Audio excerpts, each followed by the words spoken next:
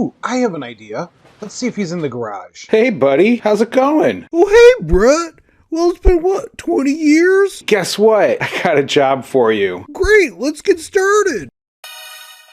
Oh hey, my name's Brett. Welcome to On Hand Art. The other day I was staring at this painting my daughter and I made a few years ago, and I almost started to see a maze in it. And I really like the idea of someone just staring intently at an abstract piece of art, trying to solve a maze, while everyone else around them is wondering what they're so fascinated by. So my first step was to translate this piece into what would be an actual maze, and I spent a few weeks going through ideas and searching through inspiration until I landed on the final idea.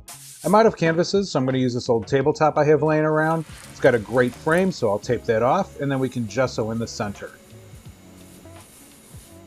And now I'll add in the background. I want a really smooth look. I'm going to let the wood be the texture, so I'm not going to add a lot of the impasto or texture that I like to add. And I'm also going to make sure all this color is really well blended. I'll come back later and actually do the final color, but this is a really good first coat.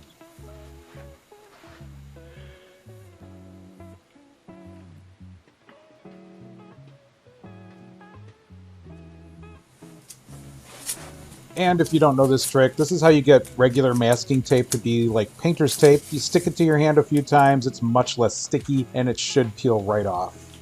I'm starting the bottom half with a smaller brush. This will give me plenty of control so I don't underpaint under that tape.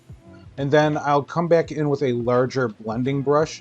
This is actually an old makeup brush my wife gave me, and it's getting a second life as a paintbrush. These are great for this kind of application. Not only can I cover relatively large areas fast, but it also lets me maintain control over what I'm doing. And then once I see what this paint looks like when it's dry, I'll come back in with a final color.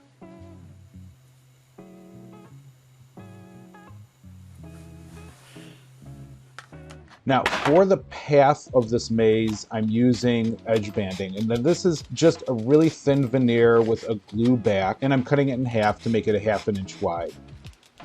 Some of the path will be raised areas, and I'm using these blocks to raise it up. So I'll have to cut those little pegs off. Actually, some of them pulled right out, which was really nice.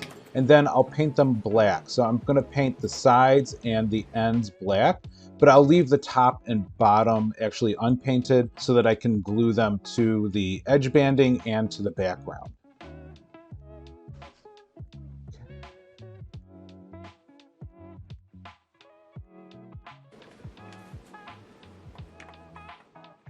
To translate from my 1:1 scale sketch that I did on the computer to this actual finished piece, I'm making a grid. So first thing I did is gridded off the actual scale drawing, and now I'm going to translate that into 1-inch increments on here.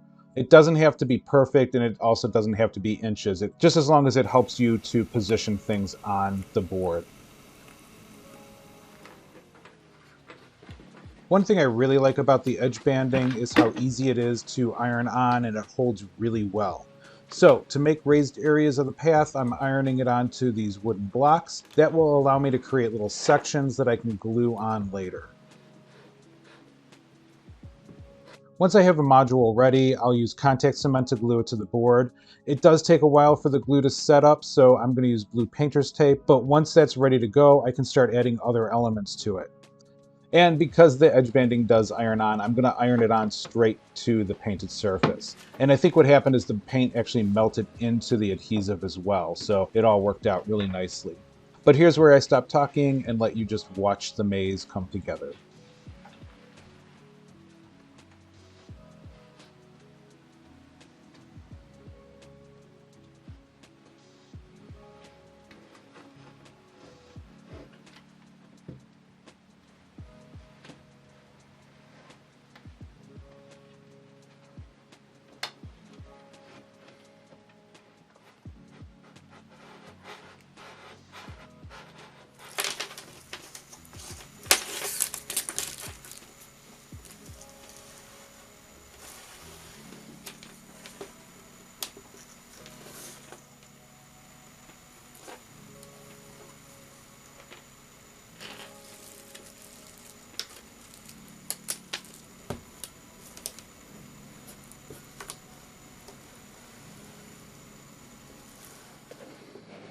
And I have to interrupt you here for a second. So as you can see, I'm making this sheet of edge banding to create these curves, and that's because, well, you just can't curve the edge banding.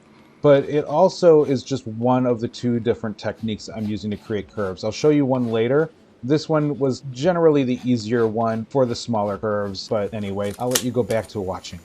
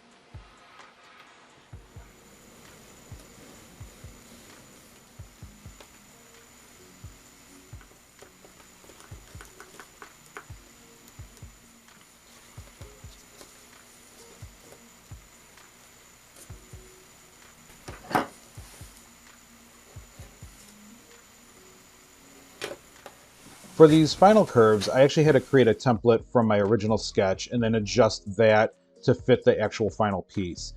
And then I'm using sections of the edge banding, cutting a lot of different angles just to fit it around that curve.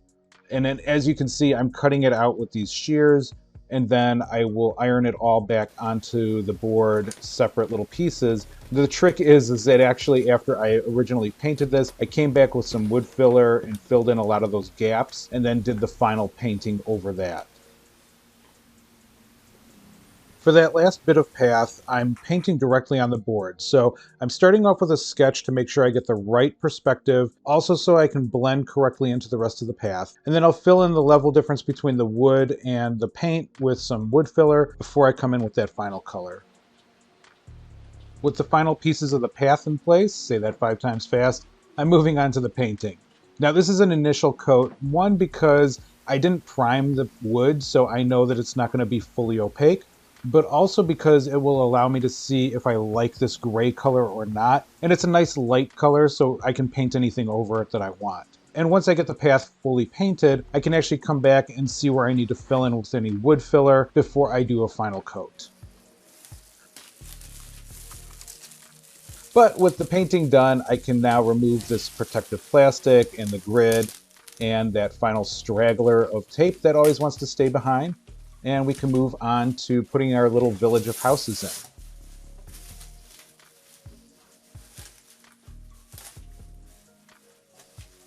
And no, using a quick cut to cut out 60 precise identical houses is not cheating, but it's also really satisfying to pull that paper off later. But with those all cut out, I'm going to glue them together with some white glue or PVA glue, and then I'll glue them to the surface with contact cement. As far as where I'm placing the houses, there's no deep message or pattern or anything. It's really about placing them in places that give it a sense of joy or playfulness. So defying gravity around the curves and things like that.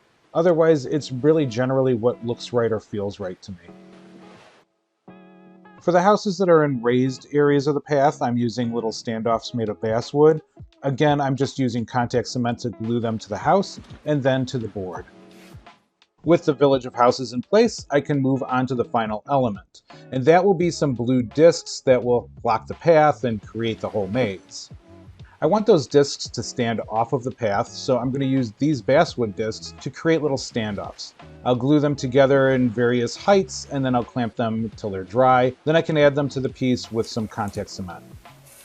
Now the discs are going to be made out of this aluminum flashing. This is actually stuff for roofing. I don't know why I have it, but I do, so I'm going to use it. And it's really great for thin elements like this. I have 3 different sizes that I already templated out, and I'll just cut them out with these shears. Now the trick is to actually hold your shears on kind of a little bit of an angle, and it makes it really easy to cut them out. But with all of them cut out, I will paint them blue, add a little texture to them. I can't help myself. And I'll show you the finished piece in a second. Hey, thanks for watching. I hope you enjoyed this video. I really had a good time making this piece, and it mostly came out the way I had pictured, so I'm really happy about that. Now, if you did like this video, please consider subscribing, maybe tell a friend or two, but also hit that like button because that's really what helps the channel grow. Now, I'll show you the finished piece in a second. You might have to pause so you can find your way through the maze, but leave a comment and let me know how long it takes you because the current record is 4 minutes and 30 seconds, held by my 14-year-old. So let's see if you can beat that. Anyway, without further ado, here's the finished piece.